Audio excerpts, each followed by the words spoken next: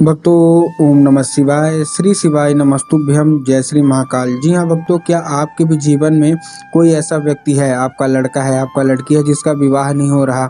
आप उसके विवाह के लिए बहुत ज़्यादा परेशान हैं कि आखिरकार उसका जो विवाह है वो क्यों नहीं हो रहा। आपने बहुत ज़्यादा पैसे खर्च कर दिए पंडितों को दिखाने में, बहुत ज़्यादा कुंडली मिलवा ली, लेकिन फिर भी आपका जो बच्चा है ना, उसका जो विवाह है, या आपका जो लड़की है, बच्ची है, उसका विवाह नहीं हो पा रहा।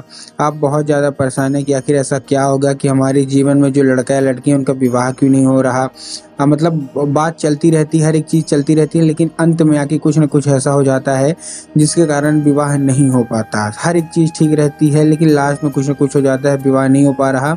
उनकी जो उम्र है वो गुजरती जा रही है, 30 साल, 35 साल, 40 साल, यहाँ तक 45 साल भी हो गई है, और अगर विवाह का योग नहीं बन रहा तो आज का ये वीडियो केवल और केवल आपके लिए है। क्या करना है, कैसे करना है, पूरा आपको समझाने वाला हूं, तो बस उपाय ध्यान से सुनिएगा, अच्छे से करिएगा। अगर आपने आज का ये उपाय ध्यान से सुन के अच्छे से कर लिया तो आप खुद ही देखेंगे कि चमत्कार कैसे होता है, बाबा भोलेनाथ कैसे आपकी झोली भरते हैं, और आप जो चाहते हैं कि हो जाए वो अवश्य रूप से होगा ही होगा। देखिए, पूज्य गुरुदेव की जो कथा होती है ना, उसमें लाखों की भीड़ आती है, आप सबको पता है, ठीक। और जब पूज्य गुरुदेव की कथा में लाखों की भीड़ आती है तो आपको एक चीज़ और पता होगी कि जितने भी भक्त आते हैं ना, वो क्या करते हैं, वो पत्र के द्वारा अपनी मनोकामना गुरुदेव तक पहुंचा देते हैं। तभी गुरुदेव की कथा चल रही थी, 5-6 महीना पहले की बात है, गुरुदेव की कथा चल रही थी, और जैसे ही गुरुदेव की कथा चल रही थी वहाँ लाखों की भीड़ आई। अब जब गुरुदेव की कथा में लाखों की भीड़ आई तो वहाँ जितने भी भक्त थे, उन्होंने, बहुत सारे लोग क्या करते हैं, पत्र के द्वारा मनोकामना लिखते हैं। तो गुरुदेव के पास पत्र पहुँचे। जब गुरुदेव के पास बहुत सारे पत्र पहुँचे और गुरुदेव ने देखा, तो उसमें गुरुदेव ने देखा कि बहुत सारे लोगों के, या तो लड़का लड़की हैं या तो उनके माता पिता हैं, उनका केवल और केवल एक ही सवाल है कि गुरुदेव, हमारा जो बच्चा है ना, उसका विवाह नहीं हो रहा, विवाह का योग नहीं बन रहा, कृपया करके कोई ऐसा उपाय बता दें ताकि उस बच्चे का या लड़की का विवाह का योग बन जाए। जब गुरुदेव ने ये देखा तब गुरुदेव ने 2 से 3 उपाय बताए और कहा, केवल और केवल ये उपाय कर लेना, तुम्हारा जो भी लड़का है या लड़की है जिसका विवाह नहीं हो रहा, अवश्य रूप से उसका विवाह होगा ही होगा, और जैसा भी मतलब विवाह चाहते हो, जिससे भी विवाह चाहते हैं, उसी से विवाह होगा। जब गुरुदेव ने ये उपाय बताया तो लोगों ने जा जाके इस उपाय को घर में किया। अब क्या है, अब जैसा गुरुदेव ने बताया तो लोगों ने जा किया। अब जैसे ही लोगों ने जा के किया तो उनको क्या है, उन्होंने किया, और मात्र 1 से 1.5 महीने के अंदर गुरुदेव की कथा में वापस आए। जब गुरुदेव की कथा में वो लोग फिर से वापस आए तो उन्होंने गुरुदेव को फिर से पत्र लिखा, लेकिन इस बार का जो पत्र था ना, ये गुरुदेव को धन्यवाद के रूप में पत्र था कि गुरुदेव धन्य हो आपका, आपके द्वारा बताया गया उपाय हमने कर लिया है, और हमारी जो मनोकामना थी ना, वो जो हमारी मनोकामना थी वो पूरी हो गई है, आपका कोटि कोटि धन्यवाद। हमका मतलब जो विवाह नहीं हो रहा था वो विवाह पक्का हो गया है, और हम आपको आमंत्रित करने आए हैं, आपका कोटि कोटि धन्यवाद, और बाबा भोलेनाथ का कोटि कोटि धन्यवाद। तो देखिए, अगर आपको भी जानना है, जो लोग मेरी आवाज़ सुन रहे हैं, अगर आपको भी जानना है कि आखिर ऐसा कौन सा उपाय है जिसको करने मात्र से लोगों की सारी जो इच्छा होती है वो मात्र 1 से 1.5 महीने के अंदर पूरी हो जाती है, तो चलिए हम बताते हैं आपको आज के इस वीडियो के माध्यम से कि आपको करना क्या है। लेकिन उससे पहले चैनल पर अगर पहली बार आए हैं और आवाज़ मेरी पहली बार सुन रहे हैं तो वीडियो को कर दें लाइक, और चैनल को भी कर लें सब्सक्राइब, ताकि पूजनीय पंडित प्रदीप जी मिश्रा की रोज नए नए उपाय, जो कि मैं उनकी कथा से सुनता हूँ, श्रवण करता हूँ, सबसे पहले मैं आपको प्राप्त करा सकूँ, ठीक। तो देखिए, जो हमारा पहला उपाय है काली मिर्च और धतूरे का उपाय है, ठीक है। काली मिर्च और धतूरे के उपाय में आपको करना क्या है, आपको मतलब जो आपका लड़का है या लड़की है जिनका विवाह नहीं हो रहा, आपको उनको 3 काली मिर्च देना है और 1 धतूरा देना है, ठीक। दे दिया। अब देने के बाद आपको करना क्या है, देखिए, काली मिर्च और काली तिल में ना बहुत सारे लोग कंफ्यूज होते हैं कि काली तिल लेना है कि काली मिर्च लेना है।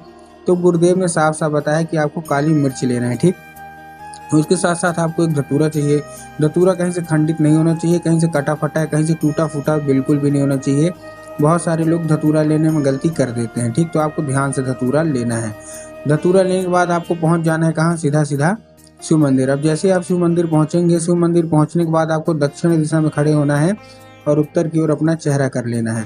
अब देखिए, जो लोग दक्षिण और उत्तर में कंफ्यूज होते हैं कि दक्षिण क्या है, उत्तर क्या है, हमको थोड़ा साफ साफ बताओ, तब गुरुदेव ने साफ साफ बताया है कि आप जिस भी शिव मंदिर जा रहे हो, शिव मंदिर का जिधर साइड जलाधारी होगा, आपको अपना चेहरा उधर साइड करके खड़े हो जाना है, ठीक। खड़े हो गए। खड़े होने के बाद आपको करना क्या है, एक नाम लेके महादेव का बहुत ही सुंदर सा नाम है, श्रम्भेश्वर महादेव।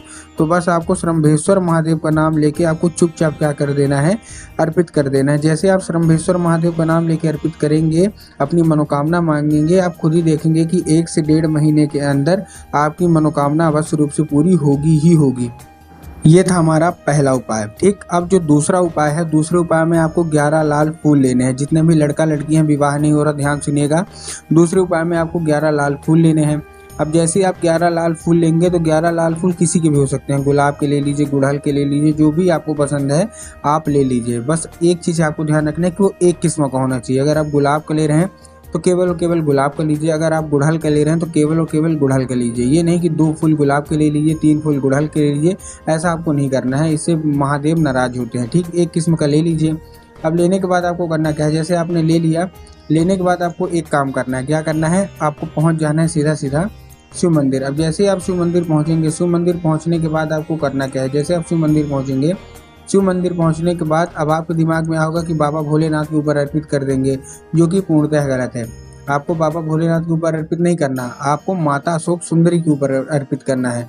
अब देखिए, जिनको पता है कि माता अशोक सुंदरी की जगह कहाँ होती है उनका तो ठीक, लेकिन बहुत सारे ऐसे लोग हैं जिनको यही नहीं पता कि माता अशोक सुंदरी की जगह होती कहाँ है। तब गुरुदेव ने साफ साफ बताया कि आप जिस भी शिव मंदिर जा रहे हैं, शिव मंदिर की जो जलाधारी है, जलाधारी के दाएं मतलब राइट साइड में माता अशोक सुंदरी की जगह होती है। तो बस आपको करना क्या है, आपको माता अशोक सुंदरी की जगह पे आपको चुपचाप क्या कर देना है, अर्पित कर देना है 11 के 11 लाल फूल और अपनी मनोकामना मांगना है। पूज्य गुरुदेव कहते हैं कि अगर माता अशोक सुंदरी आपसे प्रसन्न होती है ना, तो आप खुद ही देखेंगे कि आपके जीवन में कैसा चमत्कार होता है। आपकी जो कोई भी इच्छा है, जिससे भी शादी करने का, विवाह करने का आपका मन है, उसी से शादी होगी। बस आपको माता अशोक सुंदरी को सच्चे मन से प्रसन्न करना है। ठीक, ये था दूसरा उपाय। अब हम आते हैं अपने तीसरे उपाय की ओर।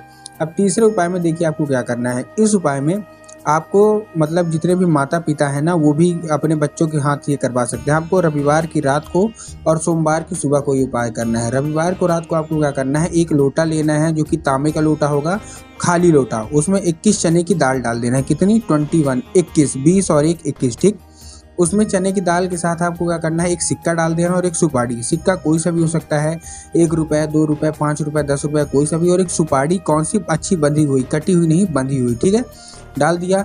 अब आपको उसके ऊपर से जो लोटे का मुंह खुला हुआ होता है ना, उसमें आपको एक लाल कपड़े से उसका मुंह बांध देना, अच्छे से बंद कर देना। और रविवार की रात को आपको बाबा भोलेनाथ के सामने, जो भी आपके घर में फोटो है, शिवलिंग है, आप रख दीजिए मनोकामना मांग के। अगले दिन सोमवार को, मतलब रविवार को रात को आपको ये करना है। अगले दिन जब सोमवार होगा तो आपको करना क्या है, आपको वही लोटा लेना और अपने बच्चे के हाथ किसी भी ब्राह्मण को या किसी भी पंडित को आपको चुपचाप दान करवा देना है। पूज्य गुरुदेव कहते हैं कि ये दान बहुत ही बड़ा दान माना जाता है। जो कोई भी योग दान करता है अपने बच्चों के हाथों और जो मनोकामना मांगता है, वो मनोकामना मात्र 1 से 1.5 महीने के अंदर पूरी होती ही होती है। तो उम्मीद करता हूँ आज का ये उपाय समझ में आ गया होगा।